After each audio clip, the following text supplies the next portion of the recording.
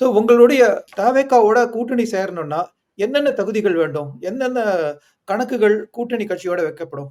இல்ல ரொம்ப சிம்பிள்ங்க. தாவேக்கா வந்து தமிழக மக்களுக்கு நன்மை நினைக்கிற எல்லா கட்சியுமே அரவணைக்கிற ஒரு மைண்ட் செட்ல உள்ள பார்ட்டி தான். தாவேக்கா அடிப்படையிலேயே வந்து 2 கட்சிகள வந்து புறந்தள்ளி வச்சிருக்காங்க.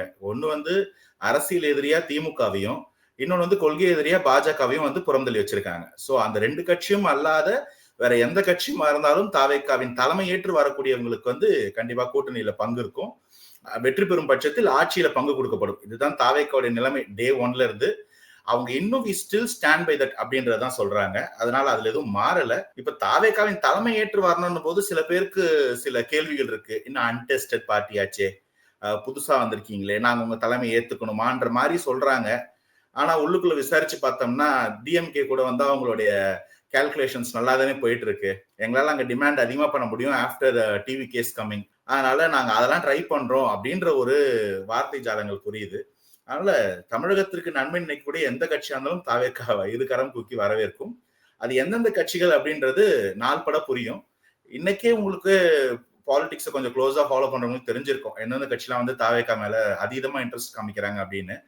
விரைவில் அதெல்லாம் அனௌன்ஸ் ஆகும். பட் போஸ்ட் பொங்கல் நீங்க அதெல்லாம் எதிர்பார்க்கலாம். அப்படிதான் சொல்ல முடியும். சோ இப்ப பிஜேபி உங்களுடைய கொள்கை எதிரி. இப்ப என்டிஏல பிஜேபியும் இருக்கு. மத்த கட்சிகளும் முக்கியமான கட்சியான அதிமுகவும் இருக்கு. சில கட்சிகளும் வரப்போகுதுன்னு அவங்க பேசிட்டு இருக்காங்க.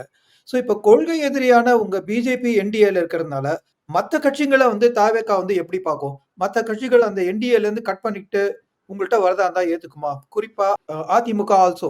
இல்ல இந்த முடிவு எடுக்க வேண்டியது அஇஅதிமுகவோட சுப்ரீமோ.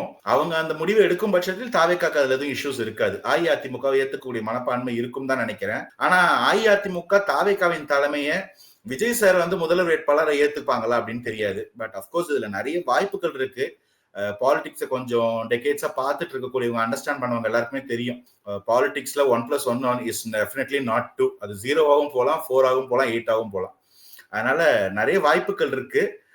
உங்களுக்கு ஒரு சின்ன ஹிண்ட் கொடுக்கணும் அப்படின்னா நீங்க வந்து இதுக்கு முன்னாடி இருந்த கர்நாடகா மாடல் இல்ல அதுக்கு முன்னாடி இருந்த மகாராஷ்டிரா மாடல்லாம் ரிவைஸ் பண்ணி பாத்தீங்கன்னா உங்களுக்கு புரிஞ்சிடும். தாவேக்காவும் அஇஅதிமுகவும் கூட்டணி போனா அது எந்த மாதிரி கூட்டணியா இருக்க வாய்ப்பு இருக்கும் அப்படின்றது. Let's wait and sea.